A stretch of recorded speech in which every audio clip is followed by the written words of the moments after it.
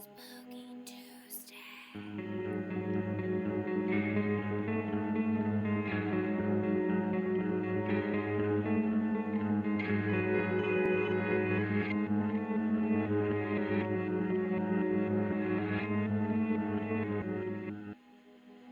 I don't stay after dinner, not after it begins to get dark.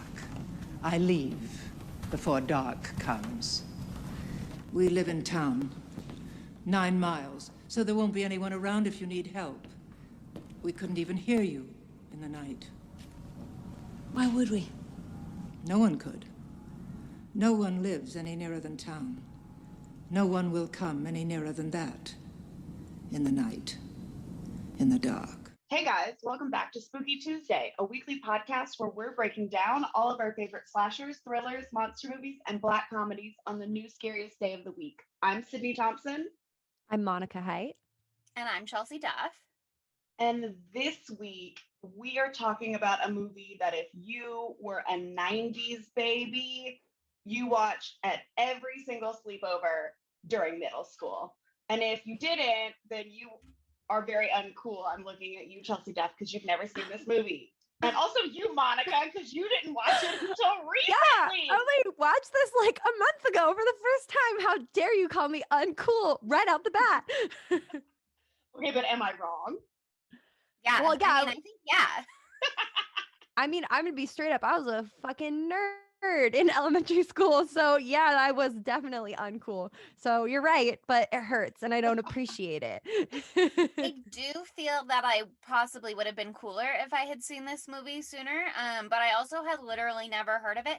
But I have seen Rose Red, which is not completely unrelated. So I feel like that's cool. And I'm just more of an indie girl than you, maybe.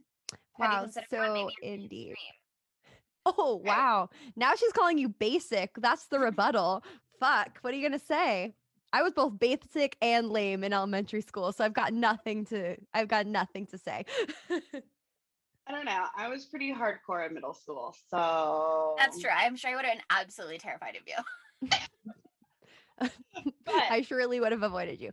Anyway, this movie that we're watching is The Haunting 1999, which is not a remake of the original 1993 movie. Let's get that clear. But it is an adaptation from the same original material sources of said 1993 movie, which is also the exact same material sources where Netflix's piece de resistance, The Haunting of Hill House, comes from. And it's the book by Shirley Jackson, The Haunting of Hill House. Yes. I gotta say, I think I really enjoyed this movie because I had seen The Haunting of Hill House. I have no idea what I would have thought otherwise. But having already watched that series, it felt like putting Easter eggs together. You know what I mean? Really? Have you read the book? No. Okay, because neither of these are like what the book is about at all. No. At all. So- Not even the series is not even close, like not even close at all. And then this maybe is even less close. It's Well, this no, is a no, little closer. little closer. I read the book during quarantine because I originally watched the 1963 movie, but this was the first movie of this, book genre of the exact same thing that I've ever seen. And then I watched the Netflix show and I was like, I need to watch the original movie. And I was like, okay, this is cool as hell because it's in black and white. So it's super spooky. And then I was like, I need to read the book. And the book is kind of, I get that it was scary in the 50s. It wasn't my favorite, but it's a short book. So it's definitely worth the read. And the first movie, the 1963 movie, is 100% worth the watch. And also, it's very close, but I fucking love the 1999 movie, and it gets shitted on so bad. Oh yeah. I mean, well, I feel like that's because it's so bonkers insane. And the CGI is so abundant and so terrible. But okay, also it's terrible, but also I love it so much and it's great and it's It's fantastic so at the same time. good. It's so good. It gave me really strong Hocus Pocus meets Casper the Friendly Ghost vibes. Yes. But like for Yes. adults. Casper the Friendly Ghost, especially when they're in the haunted mansion, and then it's like there's the slide part, and Yes. there's the part that's like a roller coaster. Like that was absolutely the vibe here. I feel like 100%. CGI exactly the same level, commitment, investment in technology. I don't know if that is flattering or not. What I saw on Rotten Tomatoes seemed to suggest the CGI here is good, unless I'm remembering it wrong. So maybe Casper the Friendly Ghost was like, we're gonna crush it, and they were like really committed to delivering.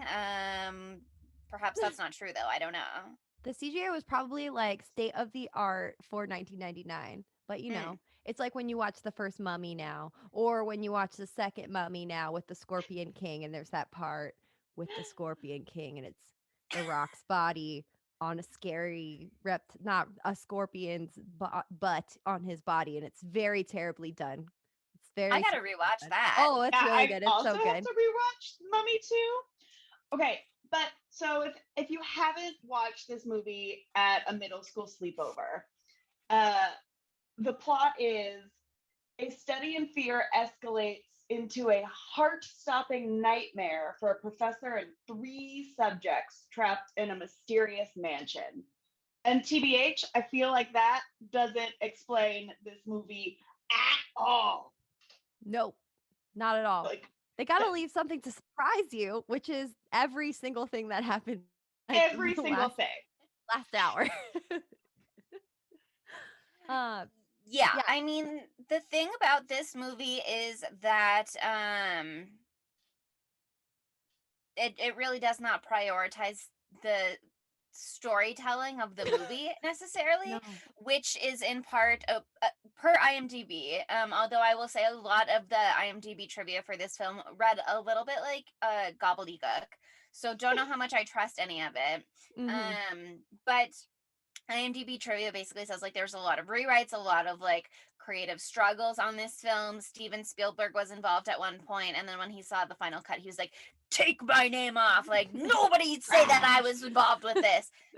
So he is probably sending men to my house right now. But other than that, it just seems like what they ended up in the final cut is not necessarily what they filmed, and what they filmed is not necessarily what was in the script, and what was in the script is not necessarily what was in the original draft, and what was in the original draft is certainly not reflective of what was in the book.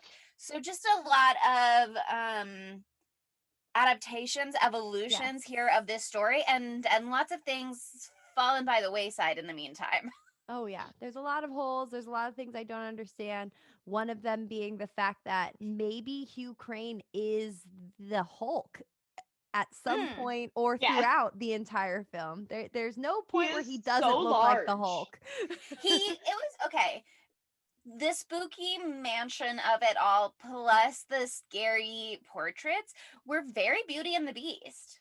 Oh yeah, very. He looked like okay. He The looks first like the Beast in he the looks paintings. exactly He like the does. Beast in the painting, and then there's a point where she finds some like photographs of him, and I was like, that is the worst stage makeup of all time.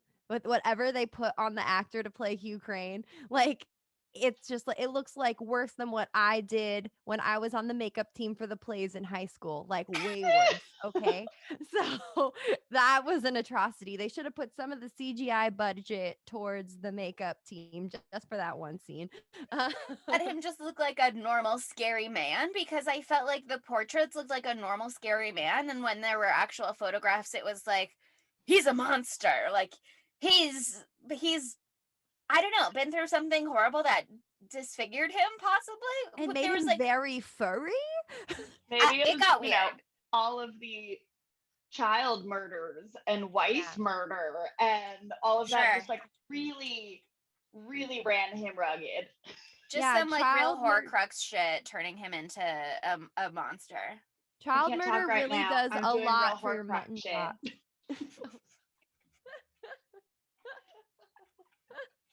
Oh my God. What were you saying, Monica? I was saying, I was saying that child murdered really does a lot for your mutton chops. I mean, I guess that's the secret. Not willing to go there though. When are we gonna bring mutton chops back? They're That's back, the next Sydney. thing. Yeah. If you Are haven't they? seen them, that's on you. Listen, I don't live in Los Angeles anymore, and so I don't know what all the hipsters are doing nowadays. Oh, they've got I'm them. not saying the Los Angeles hipsters are doing it. I'm just saying if anyone is listening to this and they're not doing it, you're not cool. Straight up.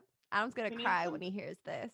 Wow, let's bully Adam into being like, why don't you have mutton chops, Adam? Okay, but here's the no. test, which is don't tell Adam about this moment, and then if you catch him crying in a few days, you'll know he's listening.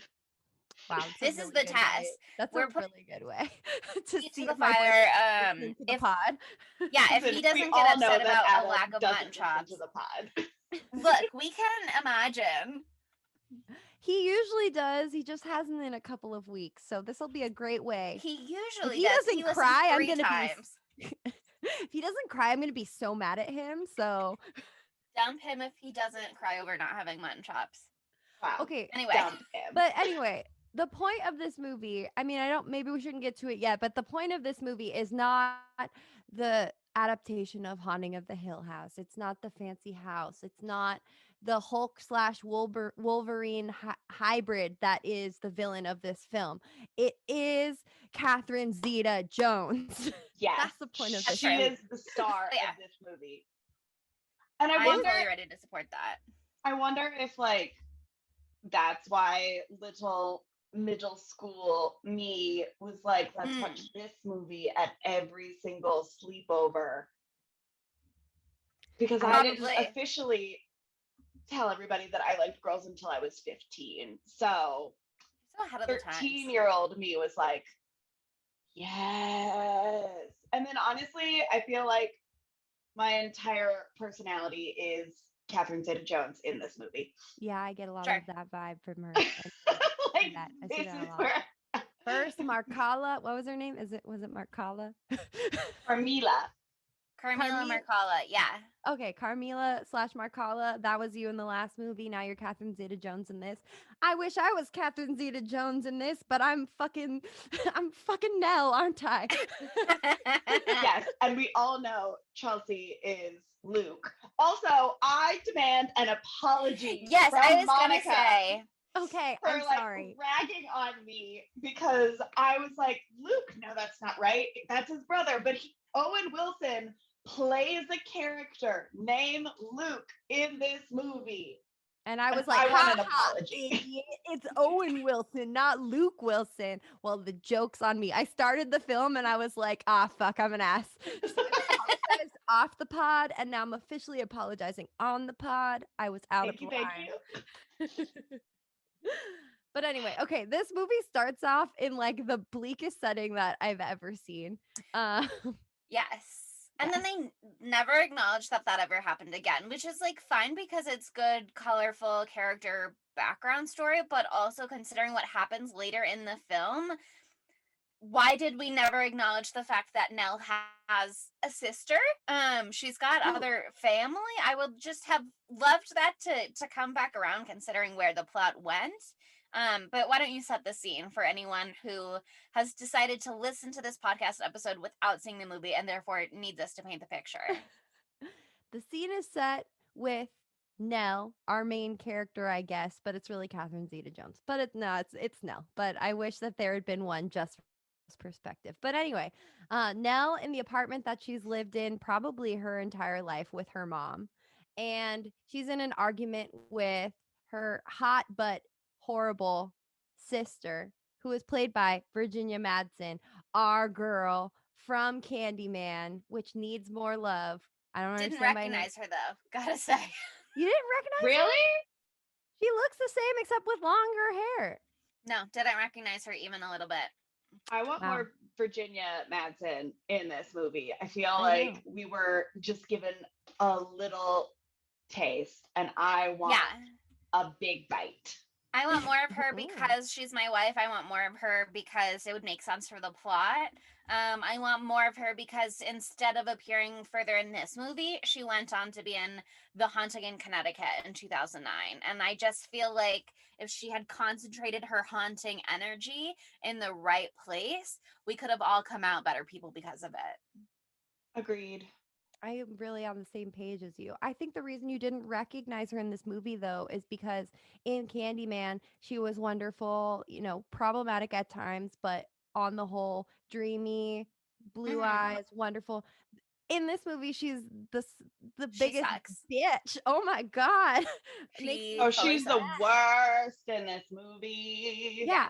So basically, the last 11 years, Lil Nell has been slaving away every day, taking care of their mom, who's had some serious health issues, it seems, um, and not getting a lot of help from freaking Jane, aka Virginia Madsen. And then for some reason, mom, who I guess the bitch Jean runs in the family, names her son-in-law as the executor of the will. Well, not even Jane, not even the other sister. And so he's in charge of divvying up all of her assets once the mom passes away. And they decided to kick poor Nell out of the home, the only home she's ever known, to the mean streets. She's a little bit of like a timid weirdo. And so that's a big deal for her to change her whole life. And they don't give a shit. And all her consolation prize is a 20-year-old car. That's it. Her mom's car. It's fucked up. Her mom is the worst, and we never even see her. Yeah. It's just a little internalized misogyny for me. Ugh. From us or from the film? Oh, from the mom. That women can Yeah, only be caretakers and that men are in charge of the finances. I just think like go Yeah. back to feminism school. Go I back to sorry. feminism I school, really Nell's mom. thank you for doubling down on that because as it was coming out of my mouth, I was like, no. And then you I came in liked it. really energetic and I I really appreciated that. liked it. I personally thought it was great. Um, so Nell's absolutely fucked, and right in the nick of time. Oh, also wait, okay. Before I do that, gotta comment on the fact that not only does Jane suck, not only does her husband, that I don't even want to say his name because I don't remember, because he sucks and you only see him for 5 seconds, and he's not as hot as Virginia Madsen. That he also sucks. Their son fucking sucks too. His name's Richie, and he's a little piece Mhm. of shit. He breaks her porcelain figurine, I don't think he and broke it actually. He just knocked it over. But like, please be okay, a little but more still, careful. Please be a little more thoughtful. Please be a little more conscientious and aware of your please, surroundings And but also, he can't when he it do comes just that. to like porcelain figurines. Yeah, he just they're like nice. straight up mocks Eleanor too. Yeah, like mimics the mom being like knocks on the wall with her cane, because that's one of the big Yes. like themes in this. She has insomnia because her mom would knock on the cane with her cane on the wall all night, being like, I need you, Nell, come help me, Nell, blah blah blah blah blah. And now her mom's dead, and she still hears that every night and wakes up from it, which is very eerie, very unsettling. So Richie is like, ding ding ding, Nell, I need you, come help me. Shut the fuck up, Richie, get him out of the house. And then Jane's like, oh, you can come live with us and take care of this little piece of shit kid. Come on. So Furious. The generous. rage I What a feel eternal. thoughtful offer. So sweet. Oh my God. Sisterly love. But you see all this. Nell's in a very low moment, and that's when she gets the call that changes her life. That tells her to look into the newspaper in the ads section. Can't relate. Haven't looked at a newspaper in a millennia. And see this sleep study that is paying 900 a week, which is like pretty good. That How many is. weeks though? You know what I mean? Not that that's not great for 1 week, but how many weeks is my question. I was thinking it would probably be at least two, but I feel like this whole movie takes place in like 3 days. Right? Like the If that, timeline yeah. Yeah. is absolutely insane. Very fast, very quick. Things go bad really fast. But yeah, basically, the other villain in this movie besides Virginia Madsen is Liam Neeson. Even though I love Liam Neeson and he's hot, even though I feel weird saying that, I also find him to be wrong, and I want to slap him in the face. This movie, the only thing this movie got right was Catherine Zeta-Jones. One. Lily Taylor was okay. I, I think Owen Wilson was great. I Well, liked it. Owen Wilson is a delight always. Lily He plays Taylor, the same character every time, so good for That's him. why- He's got Yeah. it down. He even said "wow" in this. Wow. One of our spooky friends earlier, I saw on her Instagram story that she was watching a compilation of Owen Wilson saying wow, and I wonder if this wow was in there. I tried to pull the wow solely for our end clip, but it's too quick of a wow, and it wouldn't work. Aw. I was very upset. Boo. He Very didn't do like a upset. wow. He was like, How was like a- "Wow, you're dominant." wow. Wow. Wow. Dear God. But Lily Taylor is just like her whole plot line, In every movie that we've seen. yes, is like the same Yep. and like bad. She's like Yeah. gullible when it comes to ghosties, it does seem. I mean, in The Conjuring, she gets vomited in the mouth by a ghost. She gets mama bird vomit by a ghost demon, Bathsheba. And Go in check this out that movie, episode too of us describing that in great detail. oh yeah. Let's plug our previous episode. The Conjuring, Bathsheba Crazy by Spooky Tuesday. But anyway, this and one, in this, like, yeah, she is supposed to be like this naive, kind of like very timid, like, you know, no social sheltered skills. lady. But You like, guys are not giving her any credit. She's a little snarky baby. She But is. She is. She raised her eyebrows, and her eyebrows were very overplucked, and so I noticed every time. There was it was the 90s. We'll let her have the Yeah, eyebrows that small she had. eyebrows were No a one can be thing. held responsible for their It's 90s fine. eyebrows. It's fine. It Um, happens. But there was a moment with Mrs. Dudley, the caretaker of the home, where when Mrs. Dudley shows Nell to her room, I'm looking for the quote. But when Mrs. Dudley shows Nell to her room, she does her whole like in the dark, in the night thing. This fucking Oh, I Dudley's found a it. She drama says, queen. I don't stay after dinner, not after it begins to get dark. I leave before dark comes. We live in town 9 miles, so there won't be anyone around if you need help. We couldn't even hear you in the night. Like, which, first of all, yeah, it's 9 miles. Why would anybody? Anyway. No one can yell that loud, but okay. No one can yell 9 miles away. Anyway, she says, no one could. No one lives any nearer than town. No one will come any nearer than that in the night, in the dark. And then when Catherine Zeta-Jones shows up, she starts to do the same speech, and Lily Taylor pops in to be like, in the night, in the dark. And I thought that was wonderful, and I loved that. And I also thought that was a little gay moment for her and Catherine Zeta-Jones right in the beginning. Really appreciated it. It's Listen, gay right off the bat. everything involving Catherine Zeta-Jones in this movie is gay because she is a confirmed Gay. bisexual. Yes. Right off the bat, she's like, I've got a boyfriend and I've got a girlfriend and I've got room for more. And they don't like each other, and all of my problems could be solved if they did. Yeah, and she's also like hardcore flirting with Nell the entire fucking movie. Like hardcore. She gives her gifts, she caresses her face. Like she like She does a little smooch for her on the forehead at one point. she brings her tea when she's scared. They frolic together. It was not in the final cut of the movie, but apparently in the trailer they paint each other's nails. gay. Come on. Ooh. Okay, Come maybe I'm just giving Lily Taylor shit because I want to be her in this movie. Yeah, you're just jealous, frankly.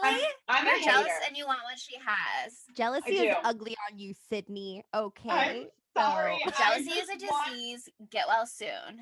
I just want Catherine Zeta-Jones to dominate me. Oh I my would god. love- Obviously, be we her all Philip want Richard. that. Everyone wants that. No one How on this earth has ever not wanted that. But Yeah. And also, like, Lily she's Taylor just got it, so get over it. it's not fair. Like, I Right. love how Luke is just so hard trying to get it the whole time, and she just like fuck off. Like, yeah, I'll like flirt a little bit because I like to put you down, but it's not about you. And please leave. She was I like, did. I'll mean flirt with you, but that's it.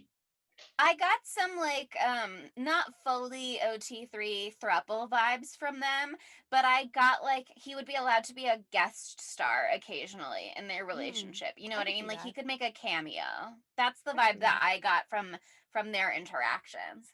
Yeah, I feel but like he wouldn't he even wouldn't be make a on main cameo. stage. He would just be like sitting in the corner watching. He just gets to watch. He just He gets just to gets to watch. watch, and only for a little while, and then they're like, right when it's getting good, they're like, "Get the fuck out of here, Luke!" And then he says, "Wow, okay," and then he runs out the door. Wow. Wow. Should we do our wow impressions for 5 more minutes? Do Yeah, you I think? think that's what the whole rest of the episode should be. Wow. Wow.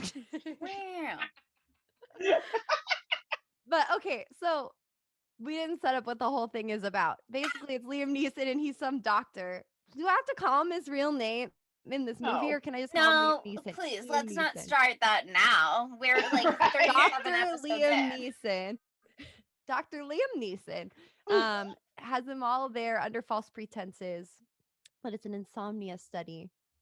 But of course, you know, if it's an insomnia study, why would it be in like the most giant, scariest mansion that anyone has ever seen in their entire life?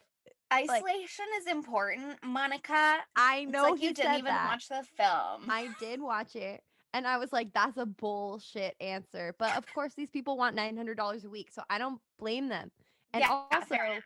magical things are interfering with Nell. So like she couldn't do anything to not be there. But yeah, basically it's like a study on fear. And even the guy who's like in charge of Dr. Liam Neeson, I don't know, at Malcolm? his Malcolm, the man, I don't know, maybe the man who pays the money for the research institute that he's a part of, is like, this is fucked up. Like, don't do this. Like, it's unethical to do a fear study on people, like, and not let them know what's going on. And he was like, Dr. Liam Neeson is like, we don't let the rats know what we're doing to them. And I was like, oh my God. Truly, that line is Terrible. explosive to me. The whole speech is pretty bad, and I wrote down the whole thing because I was like, this is so damning. I said the end so emphatically. I when liked it. said Damning. damning. Examining. Damning. Wow. But yeah, Malcolm is really trying to be like, you cannot do that. He says, no one is saying these aren't provocative questions, but you can't conduct this research ethically or responsibly. And on top of that, you're bringing insomniacs to this house under false pretenses. And he says, because I need a credible cover story. And then he does the line about, you don't tell rats they're actually in a maze, Malcolm. Come on. Which just, Bad man, bad man, bad man. Hot, but he's bad. One thing Hot, but that he's bad. I do like a little bit is so in the original movie, and I also think in the book, I don't really remember the book, I didn't pay that much attention. They're I might actually doing a supernatural, like they say, like we are doing a supernatural study, and they Mhm. don't get a lot of people because a lot of people are like, fuck this, I don't want to do this. Yeah. But Theo and Nell like misread the article or something and don't realize that they're looking for ghosts. And then Luke in the book is going to inherit Hill House. And so his Oh, aunt who yeah. owns the house is like, if they're gonna be doing all this spooky shit, like you gotta watch them. And so I kind of like that, you know, it's a like, because it couldn't be the same, that was an interesting way to get them there. Yeah, I liked that too. And it's got that little bit of like mad scientist vibe to it that is a little sexy on Liam Neeson. Though again, he's bad man. yeah, I mean, I'll take any excuse for a scary mansion movie. You know what I mean? I've got no real feedback on that front. Do what you got to do to get him there. Doesn't need to make sense as long as you give me that good spooky mansion content. Oh But yeah. I also had questions like, does Liam Neeson have any kind of connection to this house? How did this happen? Was it also supernatural that he had a connection to get them into the house in the first place? There were certainly questions raised that were not answered. Definitely not. We'll never know. But I think you can conceivably just chalk it all up to ghost shit. Ghost shit, man. There are powers at work that are beyond our control, you know? Oh yeah. It's above our pay grade, unfortunately. But okay, so like they really give you the full scope of how fucking whack this house is right after Nell and Theo meet. Which is in the scene that is probably the most beautiful series of shots that I've ever seen in my life. And that's when Nell and Theo go on their magical journey through like the weird circus music mirror room and the hallway with the water and the books. And it's just the most magical gay thing I've ever seen. This house, the details in this house, like everything is so surreal and like so large and over the top that like like the original one is just like a regular creepy house, right? So it could be like any old regular creepy house, but this house is so over the top and like large, and I mean like there's a entire giant lady like chilling in a pool in the Loves garden. that so much. That. I could not express to you how much I loved the spitting pool fountain who's just like chilling. I loved the 1,000 carved baby faces. I loved the random merry-go-round. I loved the spooky creek book hopping room where you have to really nice. from book to book to get through the room. I loved and the avoid messing up your beautiful, beautiful, expensive shoes. Your Prada heels from Milan, not from New York. These boots are fancy. But yeah, I just so many iconic details in this house. The lion giant flu thing, beautiful. Loved it. A literal fireplace bigger than my living room. Yeah. Oh yeah. I could comfortably live in that fireplace. Well, probably not because it's filled with the ashes of dead children, and it's got a giant wrecking ball inside of it, so it would kind of be came in like a wrecking ball. Yeah, that's where Miley actually got the inspiration for the song, was from The Haunting 1999. Would you say that it was a clear reference? I would say it was definitely a clear reference.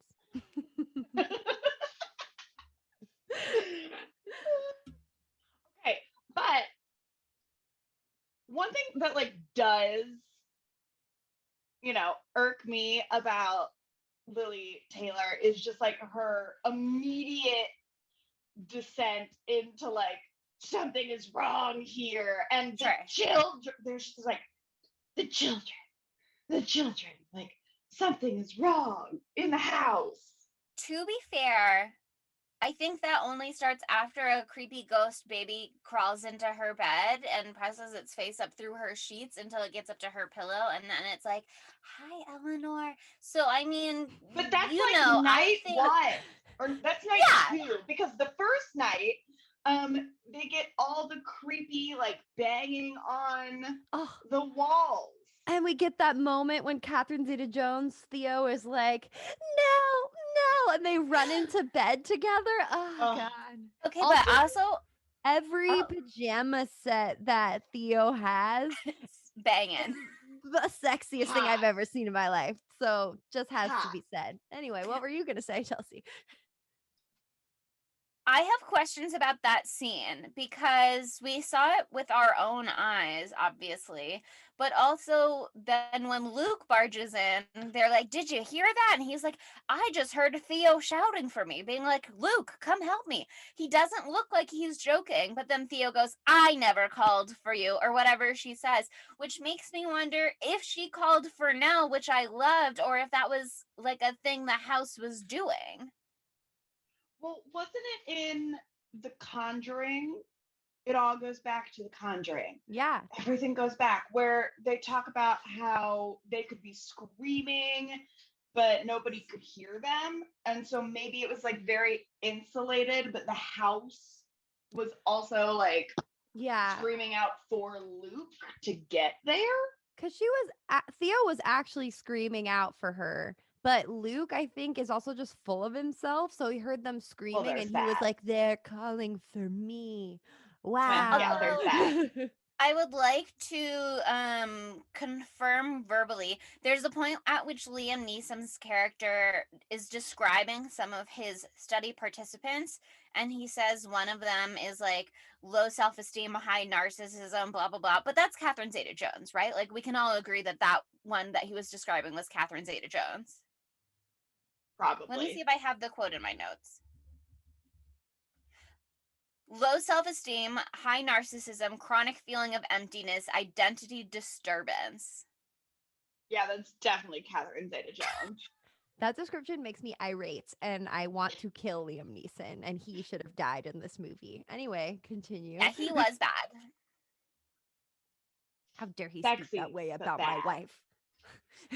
Listen, she's here for a good time, okay? Yeah. Who are we to She's judge so her? caring. She's like the only person in this whole movie besides Nell, heart of gold lover, kooky bitch, love her so much. But she's like Theo was like so thoughtful and loving the entire time. What the fuck are you doing?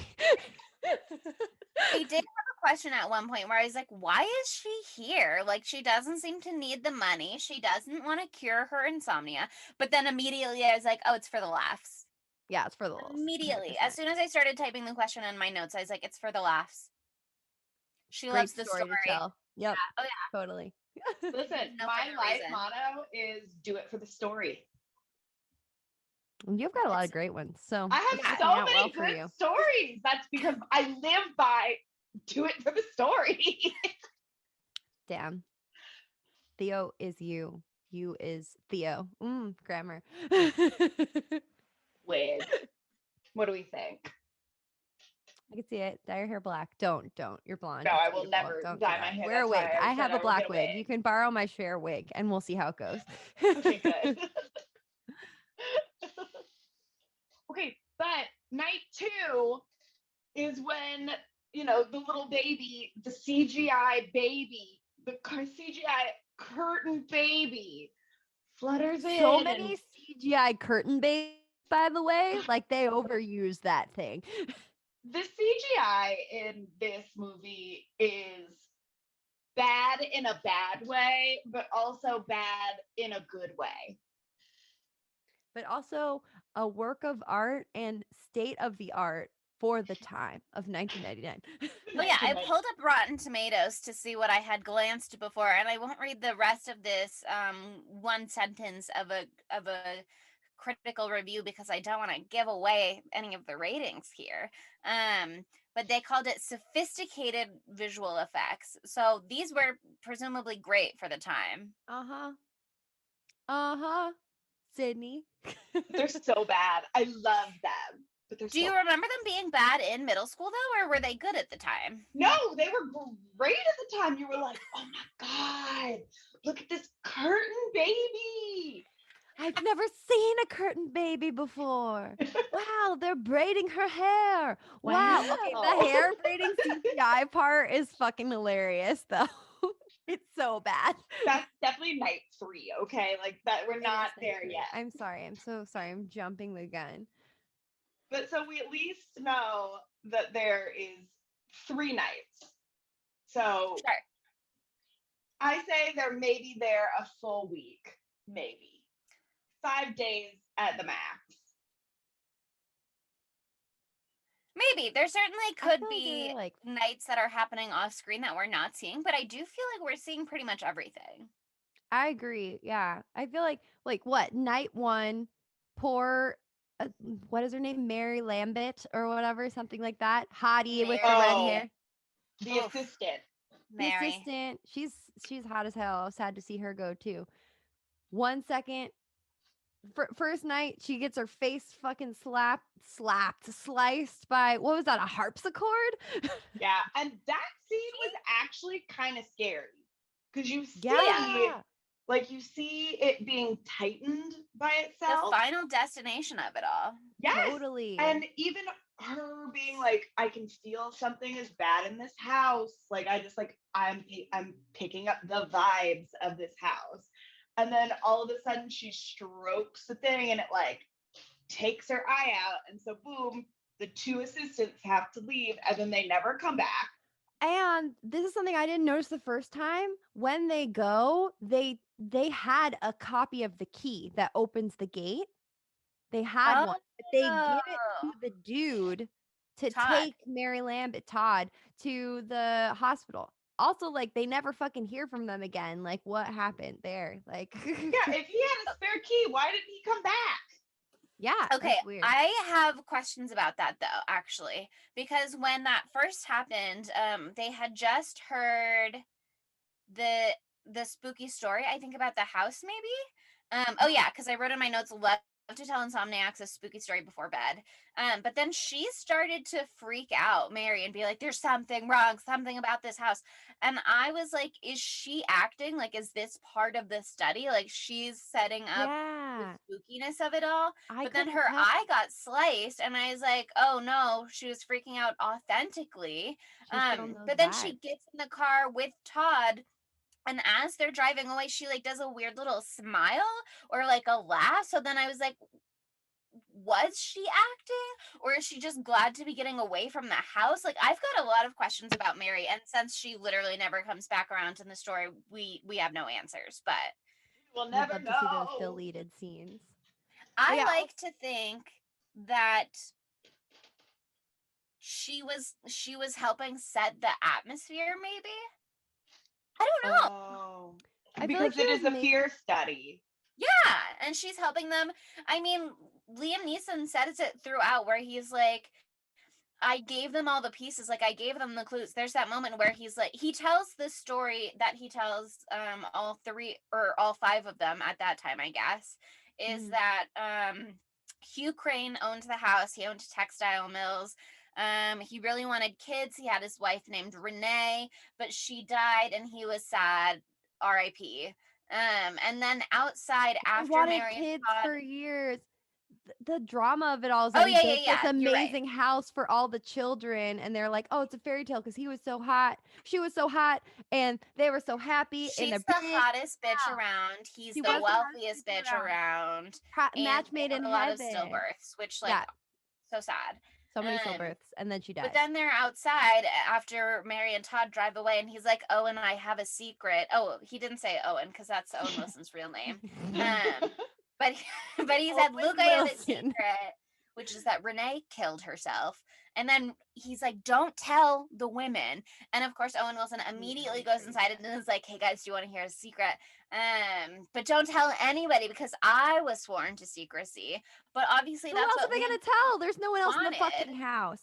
Well, they're not going to tell Liam Neeson that they know. Ah, Um, but so he's like sprinkling all these clues around, waiting for them to put it together themselves. You know what I mean? So I fully am prepared to believe that he would have Mary participate in that and like make things a little spookier. You know what I mean? It's a little on the nose. It's a little heavy-handed compared to just somebody killed themselves in this house. But I don't think he's so above it you're because right. he's a piece of shit. He's such a piece of shit. Also something that has to go, this can't go unsaid. Night one, Catherine Zeta-Jones dinner outfit changed my life.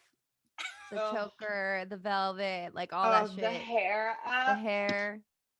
Every Oh, look for her, stunning, the incredible, part amazing, where they're like, sexy. there are four things that people need to live: food, water, and she's like, sex. And then Nell smirks.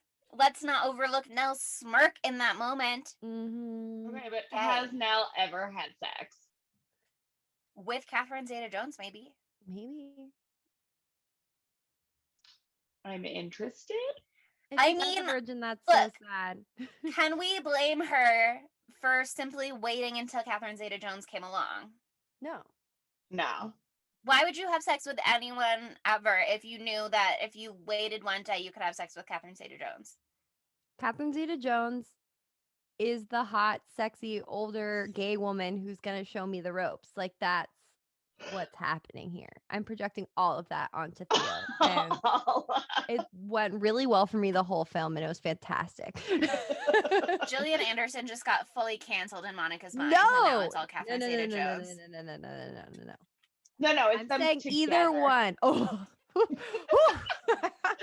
oh, change the subject. But anyway, night 1 we covered. Night 2, shit starts getting wild. But I'm also a little confused about what is happening in this whole movie, because the idea is that, and sorry if I'm getting ahead of myself here, but Nell, okay, no, Crane or whatever the fuck his name is, Hugh had Crane. Hugh Crane had another wife, Second wife. A secret second wife. a secret Yes. secret second wife. That's a tongue twister right there.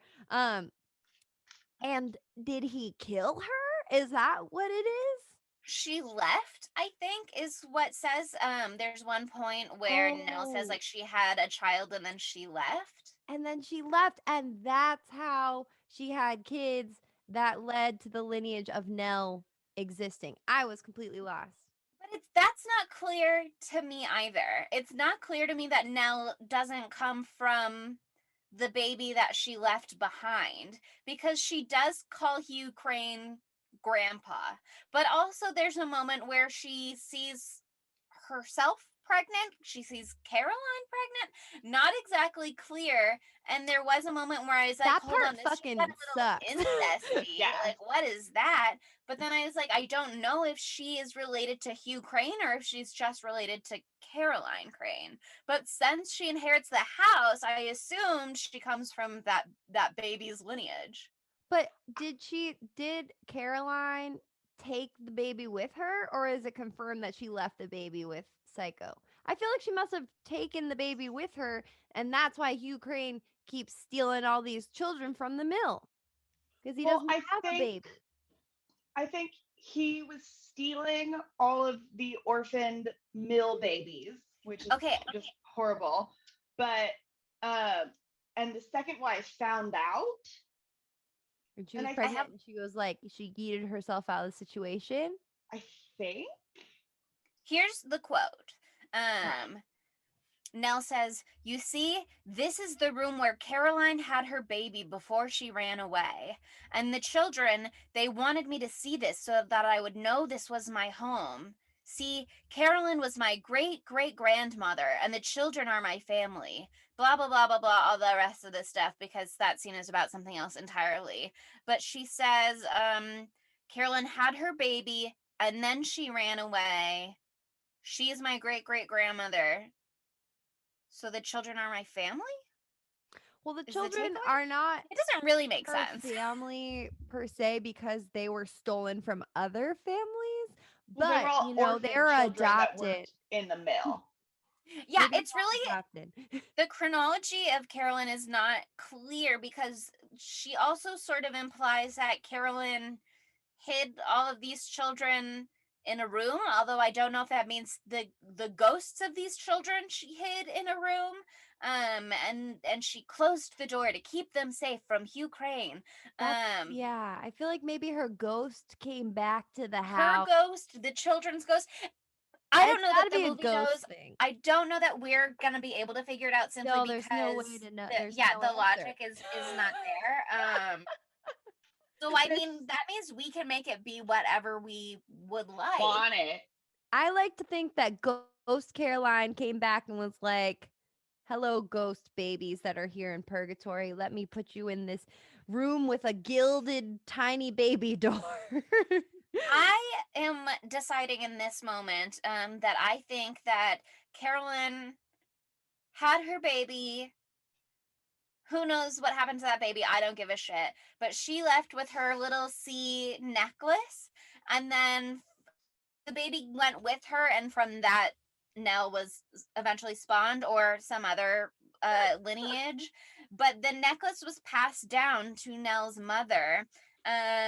and so when she called Hugh Crane's ghost grandpa, she's just being a snarky little shit, like when she did the in the dark, in the night. And I choose to believe that Nell has a personality. Nell does have a personality. She does have a personality. She's just a little Just weirdo. a weird one. Sydney and I were texting, and she's like, she was not good at acting in this. And I was like, no, she was really good at being really weird the whole time. Like her little, like just the way her eyes look, and the part when they're in the beautiful, like, greenhouse room. Mm-hmm. And she has that great quote. Oh, what is that quote? Do you have that one? I don't know. I don't have any clue what you're talking about.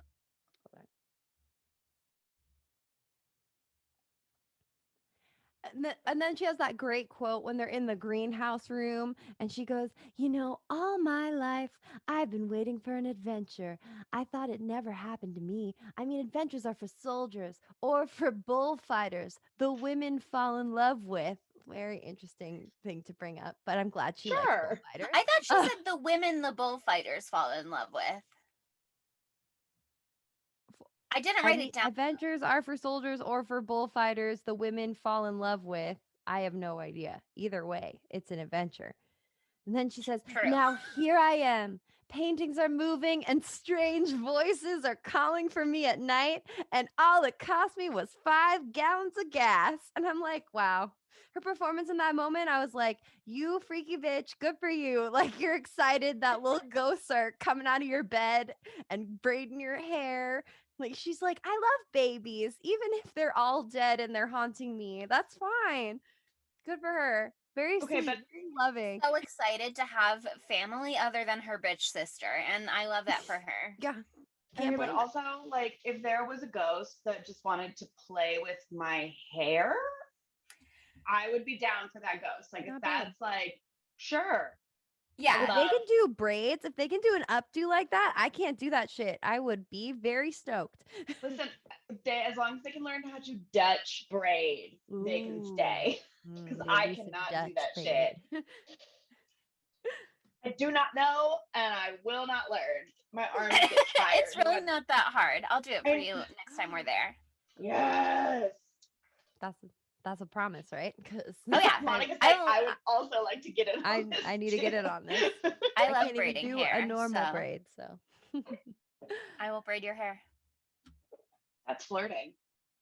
So at first, everybody is like, "Now, what the fuck's up with you? We've been in this house for 1 day and you already lost your goddamn mind. You Now, sweet, truly a sweet crazy bitch." little babe. What's like, we knew you were sheltered, but things are a bit worse than we imagined." Theo's like, "Oh, honey, I thought you just, were cute and I like that, but there's something deeply wrong." But, slowly but surely, they start to realize that Nell is not the crazy one. The whole house is a giant fuckfest, terrifying place where all bad things happen, and it's strewn with the corpses of dead children, which is a fun realization to have. But I feel like it really shit starts hitting the fan when is it first when she's in the greenhouse and Liam Neeson tries to get her not jump off of that rafter? That's a fun part. Well, it starts when she sees the first wife hanging in the rafter, Yeah. Oof, and that was nobody grim. else sees it, and she kind of loses it completely from there. Yeah, I mean, I will put some shine on that scene in the greenhouse with Liam Neeson, like climbing up those spiral stairs. First of all, like, I know it was olden times, but the design of these spiral stairs is absolutely shocking that they're just suspended from the ceiling on cables. Shocking that that was ever a thing, but wouldn't put it past. I don't know when this house was built. I'm not even gonna guess. But that whole scene was 1837 Jesus. is my guess. Oh my God. I thought you just knew. And I was like, God, what the fuck? It says 1837 on the outside of the house. I don't know if that's just because that's on the real outside of the location where they filmed, but that's what it says. Wow. But that also doesn't eye. necessarily make sense with, well, I don't Who know. I'm cares? not going to do some genealogy math real quick because I could not guess how many years it would take to do a 5 generation time span for great great grandmother Carolyn to Lil Nell. There's no way Um, to know. There's no way to know. but But it feels like 150 years is roughly probably too yeah, many. Probably too many actually who because cares? they're not all Yeah, having kids at 50. there's no way to Does that know. make There's no way sense? to know. But it's an 30. old ass house and there's an old ass stairs. And I loved that entire part where Liam Neeson is trying to save her ass and then she ends up saving his ass. And I was like, yeah, Because bitch, she's a know your sweetie. place. Yeah, she's a sweetheart. Even though everyone's being an asshole to her, she's still saving their lives left and right. It is weird though because they act like there's no other way to get up to where she is than the spiral stairs, and then they somehow safely get down from up there without any acknowledgement. But what are you gonna do? Again, this movie is not trying to make sense. Yeah, I feel like he thought that the stairs were probably fine because she just went up them. And then he was like, Mm. fuck, fuck, fuck. No, they're not. Oh, God. For sure, once he was on them, he had not a lot of options other than to No. keep on climbing. Yep, that's pretty much it. That's the thing. You never go up the stairs Well, in any one of the context. things that I love about In a this horror is film. Liam Neeson is like actually scared of heights in real life. Okay, And but the so way that all piece of of IMDb trivia was written was so funny. It was so funny. requiring no acting. Required no Yes, act. Liam Neeson is afraid of heights, so his fear when he was dangling off the flight of steps while trying to save Nell required no acting. I'm pretty sure that would require extra acting to be powering through your fear. But what do I know? I'm not classically trained. He was going full method at that point, so. He said, "Let me just develop a real phobia of heights so that I can be fully method for this scene." I think you Yeah. must be right. So from there, shit gets crazier and crazier. And it's hard to say for sure all of the things that happen. But one of the things that happens is that Hugh Crane possesses the entire house and Mm-hmm. and Oh, this is one turns of my favorite scenes. oh yeah, this was terrible. They leave poor Nell in her room by herself for just a second. And in that time, the entire fucking room turns into a man and it's terrifying. I mean, Sydney, what was your take on this scene? Like you see him, and in the architecture of the bedroom, it's like eyes, and there's like hands coming out of walls, and you know the wood bed is now a cage, and Oh my she's like god. screaming her head off. And my favorite is when they cut to all the little weird, creepy baby cherubs, and they all have like a shocked alarm facial expression. They're That like, shit was so fucking funny because they're usually like cherubic, right? Smiling. And then they're like, oh fuck, no.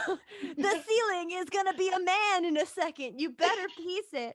And like also the first thing I thought when I saw the like pointy spire things that are like right above her, I was like, I know that I think this house was in the Berkshires. I don't know if it's true or not. Maybe I'm misremembering, but it's definitely not in California because that shit is not retrofitted for an earthquake. You would die so fucking fast. yeah, it's definitely in New England somewhere. It's an Yeah. unidentified town in New England. Terrifying. I was like, why would anyone have that? And I was like, oh, not every place is on a fault line, Monica. But also still fucked up because apparently the house can be possessed by an evil Hulk like man and turn the pointy spires into little weird wiggly worm arms that And make a like cage. yeah, they make a cage, but they like incapacitate like all of her arms. It felt like weirdly sexual and really fucking freaky. And then like It 20 did. The yeah. ultimate pillow princess position. Oh, Jesus Stop. Christ, Sydney. I also really liked that, like from the top of the ceiling where the like spooky eyes had been, like not two arms of a man, but like six arms of different textures, like reach down to try to get her. How There's many like arms does he have? and some were like lizardy looking, and others were like arms that like a man would have, except very large. And that's the part where everyone finally fucking believes her because she's screaming and screaming. They can't get in the room. They finally break down the door. And they see all like this shit. 25,000 arms from the ceiling and see that her bed has like curved around her to pin her in. And they're like, oh, I guess she wasn't crazy this whole time. God damn it. Took them that long. And then they're like, we gotta get out of the house finally, but they can't leave the gate. I don't know why they didn't just try climbing. It had these like pointy spire things that came on the inside of the gate. So I was like, maybe that scared Owen Wilson, and he was like, oh no. He's like, I'm too good looking to ruin the moneymaker. So let me just drive a car into the gate. Okay, actually, with that scene, they kept acting like it was really urgent that he get out of the car, and they kept like cutting to the bottom of the car where something, presumably oil, gas, was dripping. They made it seem like the car was about to blow up imminently. It never did. It never blew up. And also, they never established that anything spooky happened like on the grounds of the house, but outside of the house. So I was like, why can't they just stay outside till the morning? That's what I was thinking. And also the whole time we were like, all they're working with here is like a fucking chain that's around the gate. And I was like, fetch the fucking bolt cutters, okay? Like play the Fiona Apple song. Like, or like there was a shovel at some point, just like ram the shovel into the chain until it breaks. Like, also that was like they chose to use the car that was like anciently old to like ram into the gate, and I'm like, that doesn't have the horsepower to do that. But I did like the Final Destination Don't vibe. touch my car. Nobody look at my car. We're not crashing my car. You can crash Nell's 20-year-old car. Even though his car was literally right there. Like it was literally like right in front of the gate already. And they're like, oh no, let's go get the other car. Makes no sense. He said, this girl's already having a mental breakdown. If we smash her car, her only worldly possession. But then, so they're outside. They're outside, and then the lights start coming on, and we hear the disembodied voices of weird children being like, no, don't leave us. Come back. Help us now. Save us now. Help us. And so this bitch goes back into the motherfucking house. Oh my God. And then when they find her that's the part where that quote you were reading, Chelsea, they find her in the room, and the room that she's in is the little tiny door room. And it's the exact same setup as the room that her dead mom lived in. Cause I wondered why in the beginning of the movie, they like just showed the empty room where her mom used to live with that like fucking ugly cross stitch thing that says home is where the and a place for everything. Yeah. Oh yeah, that's such a fucked up quote. And I was like, oh, it's so they could set up this scene where they're like, wow, spooky. Like Caroline had the same terrible interior design sense. It's unbelievable. That's when she says at one point, she says, I guess it's after that, but when they're in the main area with the Rodin doors, purgatory doors to hell, they set that scene up earlier. We didn't really talk about it, but there's when she and Catherine Zeta-Jones are exploring the house and having a nice little gay romp, and I had a moment that was like, I hope that this is just the rest of the movie and no man ever enters the picture. Unfortunately, my dream was crushed. But there's a moment where they stop at these giant doors that are a replica of the Rodin doors. About purgatory, where it's like babies reaching for heaven, other people stuck in hell, other people in purgatory. Very scary. And Catherine Zeta-Jones has something to her like, did you study art? And she goes, I studied purgatory. I lived it for 11 years, which like, babe. Babe. She says that shit so many times during the movie too. Absolutely dramatic. Please get therapy. It is too late for her now. Unfortunately. Yeah, she has this revelation like, oh, if I somehow lure Hugh Crane's ghost to those doors where it says like anyone who stands before them shall be judged, then somehow he will, the purgatory of being in this house with the ghost babies, ghost Carolyn, ghost Hugh Crane will end because judgment will come. And she drags him over to them, and that's when she does her well, I'm family, Grandpa, and I've come home line. And I just think that was beautiful. But It was also, beautiful. I accidentally skipped over this moment. Before that happens, Yeah, there's the very scene important. of probably the most important scene in the movie, Uh-huh. actually. It Um, is a great scene. It's so funny. yeah, I mean, we set up the flu for you earlier. I touched on it when I was just talking about the spooky details in this The house. wrecking ball.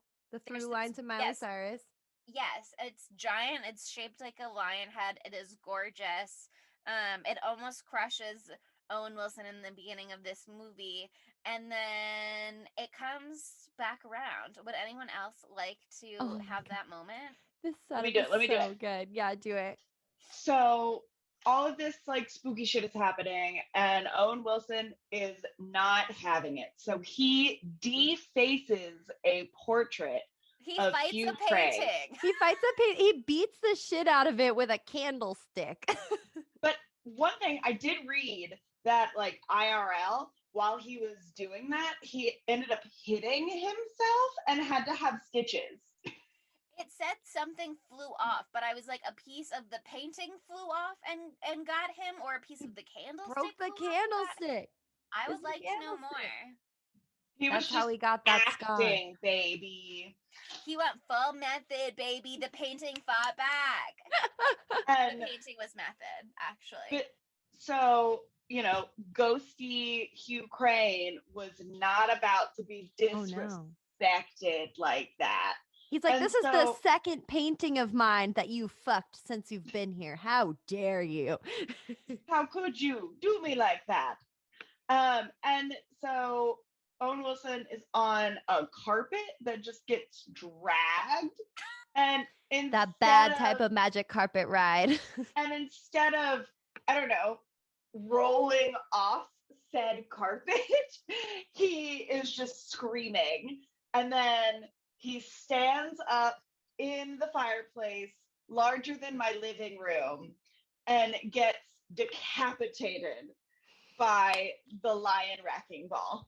And if you're gonna die, that's the way it should go down. He's decapitated, but it's like the lion head of the wrecking ball like bit his head off because like it Yes. swings back and his head falls out of the mouth. And that was really beautifully done as well. Well, Yeah, I mean, at this point in the movie, it's so late in the film that I thought nobody was going to die and we were not going to have a body count whatsoever. Um, it is absolutely the most iconic death I've ever seen. oh, It's it's amazing. so good. It's beautiful. It's The so fact that it's funny. Owen Wilson, like the fact that it's Wilson, that's who it's happening to. It's like that's the only way to shut him up, I guess. That it just whacks his head right off his body. It doesn't crush his skull. It doesn't knock him to the ground. It fully knocks his head right off his body. It's iconic. Yeah, and Well, he like so sees it coming too, and he's like, "What?" and there's nothing to do. It's over. so this movie is rated PG-13. And so that's why you don't see like that's why there's like not as many deaths or there's like That's why we no don't get a sex scene between Lily Taylor and Catherine That's the Zeta-Jones. only reason. yes. Because And they did have sex canonically. I believe it. I yes, believe it too. We do get a fountain of blood, though, Sydney. we do. We do. And that is A vomiting fountain of blood. but that is their blood Clear reference. ratio that is like their PG-13 blood max. They're like, no, That's we the can only give blood you they have. blood Yeah, fountains, that's but right. not actual blood. But this, I don't know. Like, I have beef with a lot of like PG-13 horror movies. But I think because this one is so bad in like a fun way, I like it. You just keep saying that, and it's just upsetting me every time. Every time I go, this movie's good. This movie is so good. But That's okay, the thing. But I love this movie.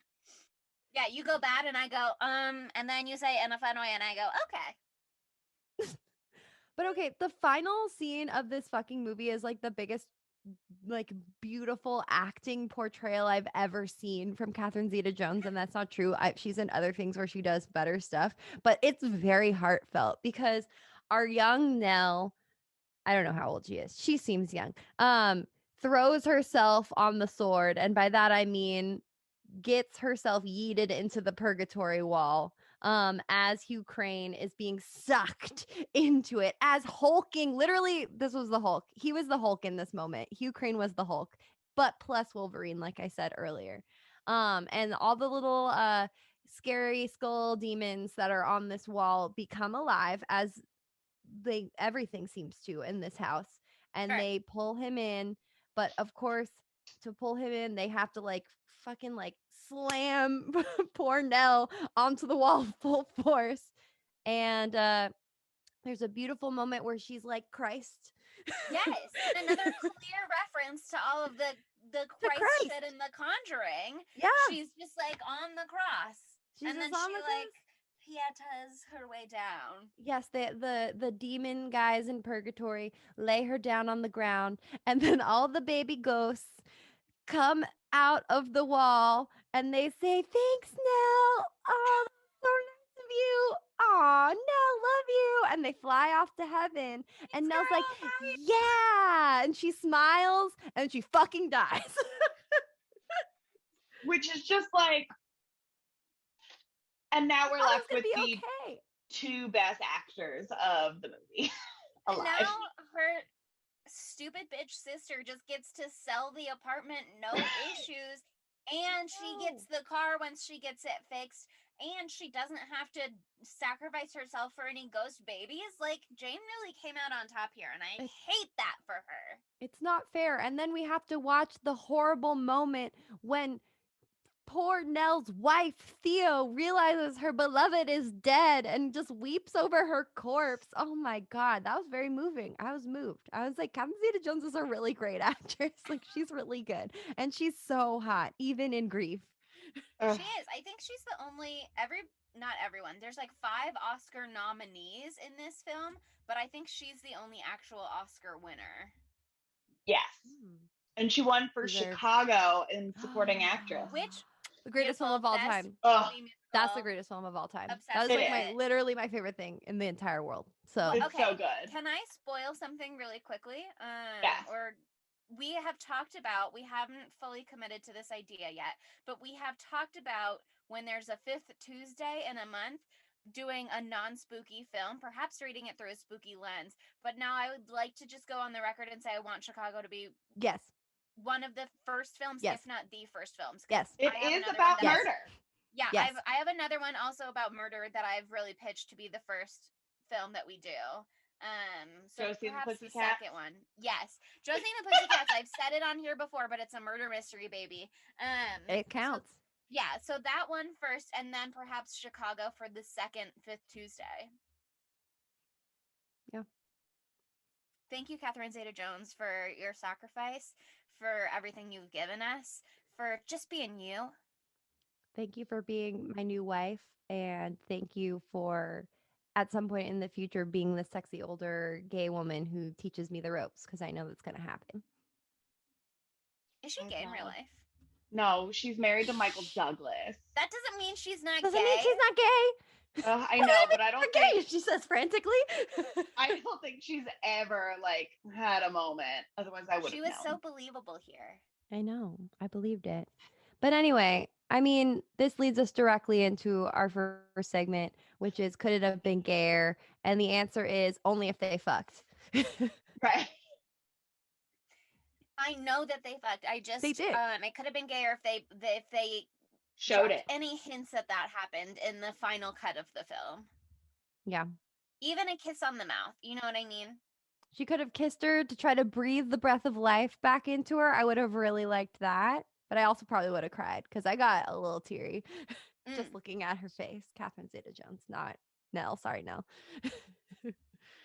But yeah, I mean that this movie's already really gay. That's why we picked it for fucking Pride Month. I mean, it's not like the movie's all about being gay, but like this movie is all about being gay because it's all about Theo for me. The other stuff, all of the main plot points are just side plot points for me. Right. It's all what is Theo doing? What is Theo wearing? Let's look at Theo. Theo is a star. Theo is explicitly interested in at least men and women, if not other genders as well. She very much is just an icon, and I think it's pretty clearly canon that she and Lily have something going on, that there's something between Theo and Nell, even if they didn't give us a kiss on the mouth, or if they didn't explicitly say that Nell is interested in women, because they didn't explicitly say that Nell is interested in anybody. So guess what? I can project whatever I want. And here's the thing too, when Catherine Zeta-Jones is trying to get, Nell to not stay at the house, she's like, we can go live in your apartment together, blah, blah. And she's like, I don't have an apartment. And she's like, you can come move in with me. That's gay. They've only known each other for like 4 days. Gay. She said, I already have a boyfriend. I already have a girlfriend. They've already got separate living spaces, but you can be my main bitch. Be my bottom bitch, baby. With me right now. That's what she was saying. No, don't kill yourself to some ghost. Come move in with me. No, ha ha ha, you're so sexy. Okay, so this is one of the films that is like contemporarily or timing wise. What am I saying? I don't know, but it's perfect for Matthew Lillard to be in it. Yes. Which is interesting that you say that, because per IMDb trivia, which I'm not sure that I believed, but Wes Craven was at one point attached to this project, and then he left to do Scream. So who's to say that Matthew Lillard wasn't just a hair's breadth away from being in this film in the first place? I would have him be fucking Owen Wilson's character in a heartbeat. Even though I love Owen Wilson. Don't get me wrong. He was great in this, and it was great to see him beheaded. But it would have been great to see Matthew Lillard beheaded in this role. I think there could have been more like sexual chemistry with Theo and a Matthew Lillard, where she would be like a little bit more flirty. So then that would have brought out the true bisexual in her. Yeah. Like I would. And then they could have been the 3TP or whatever the fuck you said earlier, which I'd never heard before, but I love that phrase now. OT3. OT3, fuck. Yeah, 3TP doesn't sound bad. It doesn't sound bad. I don't hate it. 3 true pairing? That doesn't make any sense. It's fine. We'll workshop it. I mean, fine. OT3 is finalized. But I think there's something there. Yeah. Thank you for getting me this out. But okay. I feel like the dumb bitch is pretty obvious. I don't know. We've had a lot of ones where it's hard to choose, but for me, I'm just like, Liam Neeson, you fucking dumb bitch. I want to kill you. He couldn't have known that this whole house was like literally calling Nell on the phone. Literally called Nell on the phone, which is right. Like, there's no way you could have known that. But also lying and being unethical with your scientific practices or whatever the hell, like very wrong, very dumb bitch behavior. Yeah, I mean, I'm no scientist. I don't know if you can ethically conduct a study when people don't know what the study is about, unless maybe you tell them that they don't know what the study is about. But also, I don't know. I mean, clearly he was doing a bad job. Also, you can't have any kind of conclusive study with 4 people participating. That is just absolutely bad science. And there's literally only 3 people participating. Yeah, that's right. Because I can never tell if Todd was participating or if he was an assistant or what the deal was, because truly he's so irrelevant. I forgot he existed again until you just said that. But I didn't even know he had a name. He sure did. Unless the actor's name is just Todd. I saw a Todd on there. I thought it could be the Jane's husband, but like, really, who cares? Okay, but also I think Jane could be a dumb bitch. Oh yeah, because she's a bitch. Yeah, she's a full bitch for sure. Full but bitch, I don't know that she's dumb. I don't know. I think it's pretty dumb bitch behavior. Richie's a dumb bitch. He's a child, so maybe that's harsh to say, but no, he deserves it. No, he deserves it. Todd the actor does play Todd the character. I just looked on. Wow, double Todd. Wow, a double Todd moment. But yeah, I mean, I think Liam Neeson could not have known that the house literally called Nell on the telephone to be like, "Hey, how about this sleep study, huh, babe?"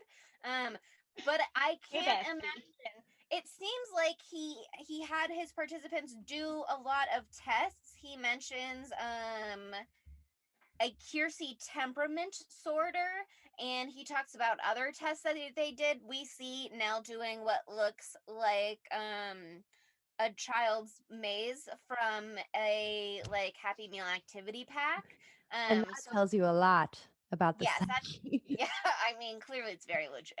Um but you'd think he would like look into the background of who his participants are. You know what I mean? You'd think he would want to make sure that he is not inviting who could skew the results of his survey if they have like a documented history of mental health disorders where they already like struggle to separate reality Yeah. from Yeah. their own interior world. You know what I It's mean? I like just feel like innately flawed.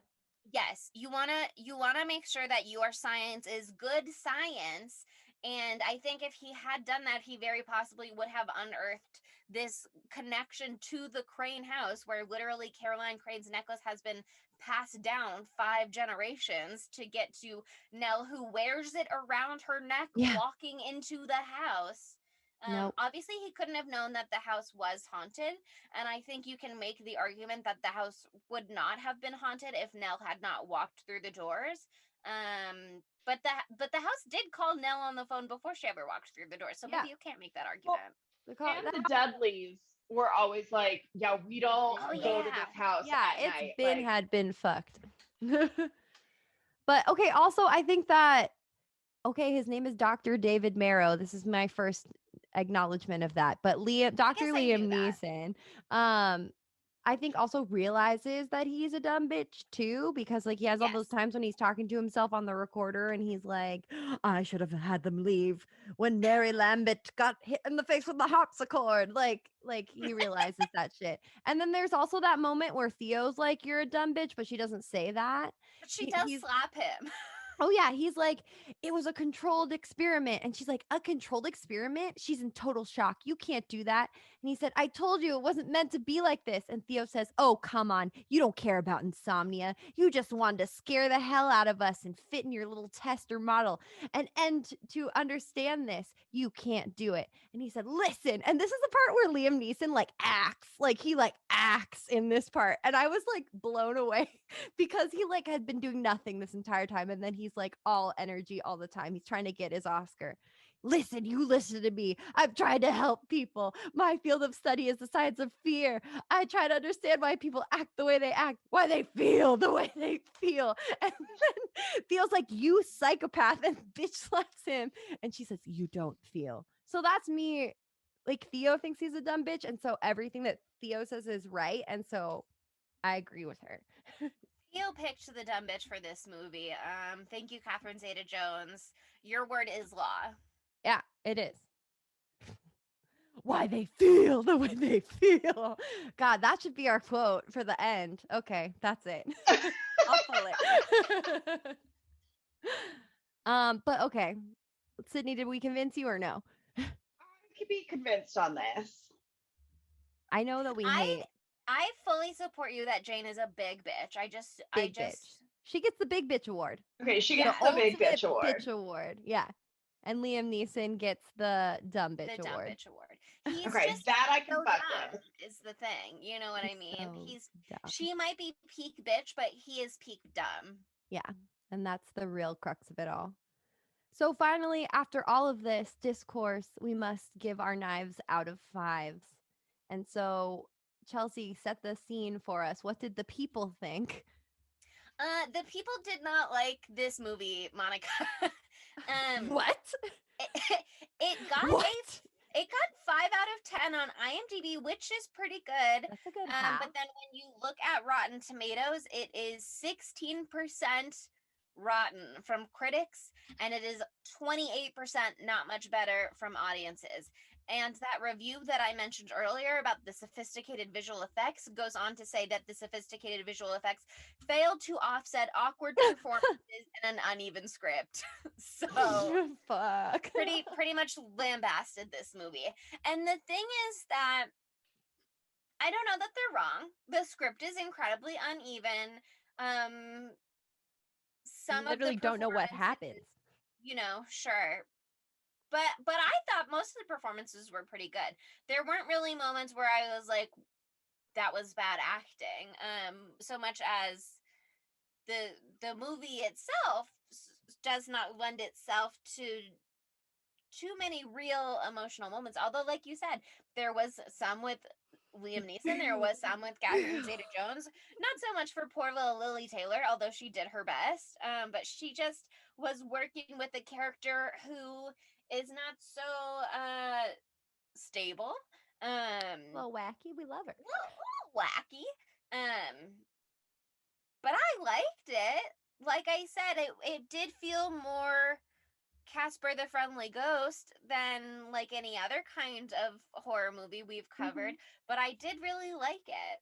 And I think probably 9s out of 5s enjoyment wise, I would give it like a solid 3 knives. Nice. That's fair. That's fair. You're wrong, but it's Oh. fair.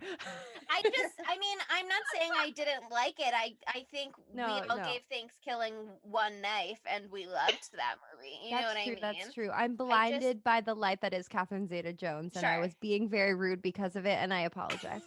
I mean, we can all agree.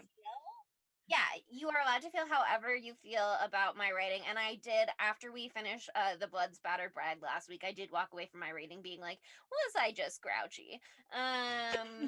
Which maybe was the case. I don't know. No. This one, I just feel like I loved it, would watch it 1 million more times. In terms of actually being a good movie, I just don't want to give it too high of a score. So I feel like 3 is nice, middle of the road. I think it's fair. It's fair. It's fair. For a movie that is so fucking batshit, it's fair. Do you want to go next, Sydney, or do you want me to? I'll go. So I think we can all agree Catherine Zeta-Jones gets like a 10 out of 5 knives in this movie. She is perfect. Infinity out of 5. Flawless. I'm going to give this movie a 3.5 out of 5 because I love this movie. This is surprisingly a movie that I rewatched. Like, I watched it on a date recently because I was like, this will be like a good date movie. You know what I mean? Because it's like, it's fun. It's not like actually scary. But you don't have to pay attention to the plot because it doesn't make sense. So there's time to make out. Exactly. So maybe I'll give it a 4 for that. I think I could bump it. This is a makeout movie for sure. Yeah. Damn. So it gets a 4 for that. I had a nice You're inspiring makeout me to bump up my movie. score too, because I'm looking back at my other ratings, and if I gave Prom Night a 3, and I gave Ma a 3, and I gave The Conjuring a 3, I do feel that this movie, I had a way better time than with those movies. Yeah. So I'm gonna give it like a 3.7. Actually, that's a pretty good improvement, I think. That right? is. No, that's good. I like that a lot. I love to hear that. This is a 4. It's a makeout movie. It's incredibly rewatchable because every time you watch it, it becomes funner. Yeah. Like it does. Like I've rewatched it in the last month. I have seen this movie 6 times. I love that for you. The haunted mansion appeal of it all will truly never get tired. You know what I mean? No. Every time you watch it, you notice another ghost baby that you never saw before. Right? The Catherine Zeta-Jones of it all. I mean, you even get the ghost babies whispering the Lord's Prayer in this movie. And when, that's something that's rare and it should be cherished. But yeah, okay. I'm glad that you guys bumped up your scores.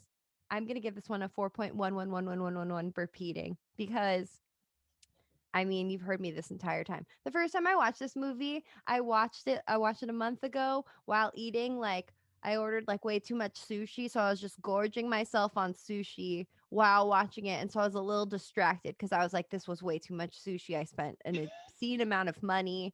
Oh God. But I really paid attention this time around, and there was just so much more nuance, though I still understood absolutely nothing that was going on in the real like meat and potato of the ghost story, because it doesn't make sense. Yeah. But so many more beautiful things, like the fucking griffins, the fight with the griffins. We didn't bring that up. Lily Taylor fucking beats the shit out of a metal griffin to protect her lover Theo. There's also many moments where Liam Neeson and Theo are there and they are all running from the same scary thing, but she's only saying, Theo, Theo, Theo, are you okay? And I was just like, yes, Liam is trash. It's also fun to hate Liam Neeson. It's fun to see him in a bad boy role because, you know, we all love him from all the times where he's nice. I don't know. I haven't seen the Taken trilogy. I was just lying through my teeth. I haven't seen them. I'm so sorry. You've been But going hard on the Liam Neeson hate. He first. Sorry, I don't want to get it's into the okay. discourse because every celebrity is secretly bad.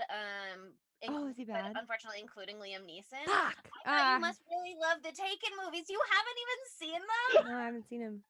No. Oh my god. No, and like if I had a friend in college that like got drunk and then just told me for like a whole hour like everything that happens in all of them and why it's the greatest trilogy of all time, like he used those words, like the passion that I saw from him in that moment was truly beautiful. So I do want to see them for sure.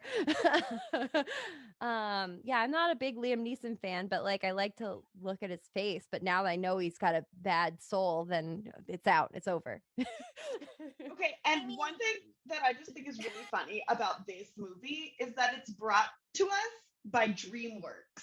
So the same people that brought us Shrek also brought us this movie.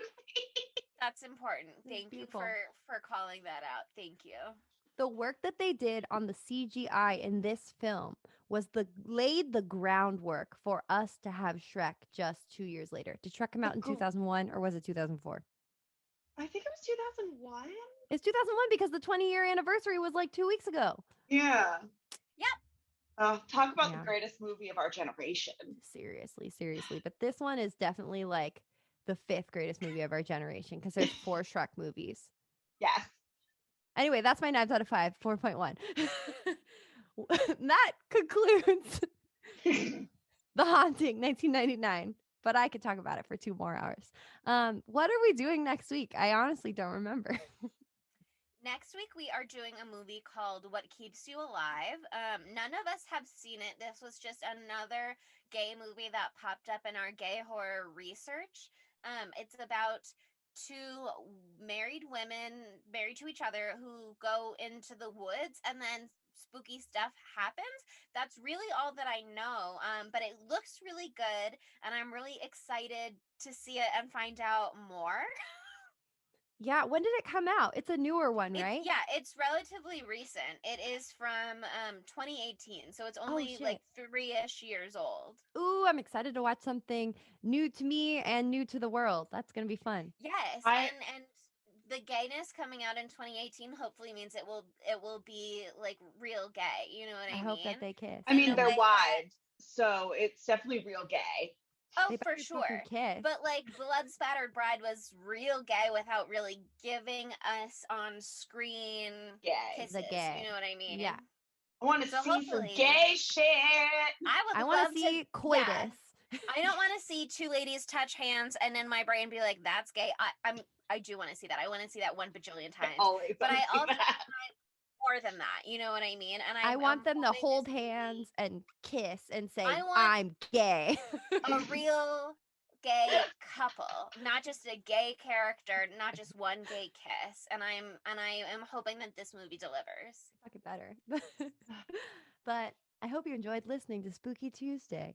If you liked what you heard, why not give us a 5-star review, 5 knives out of fives on Apple Podcasts? Or why not follow us and see the primo content that Chelsea Duff is churning out every single fucking day, people? Follow A us star. at spooky underscore Tuesday on Twitter, Instagram, and TikTok. And if you want to take it old school, yo, go to Spooky Tuesday Pod on Facebook and Tumblr. Thanks for listening. Bye, Spookies. Spooky Tuesday was created by Monica Height, Sydney Thompson, and Chelsea Duff, and edited by Sydney Thompson. Our gorgeously spooky tunes are all thanks to Tamara Simons, who you can follow on Instagram at Captain Tamara, and our podcast art is by Mary Murphy, who you can find on Instagram at the_moon_OMG. Wow, you're so dominant. Thanks.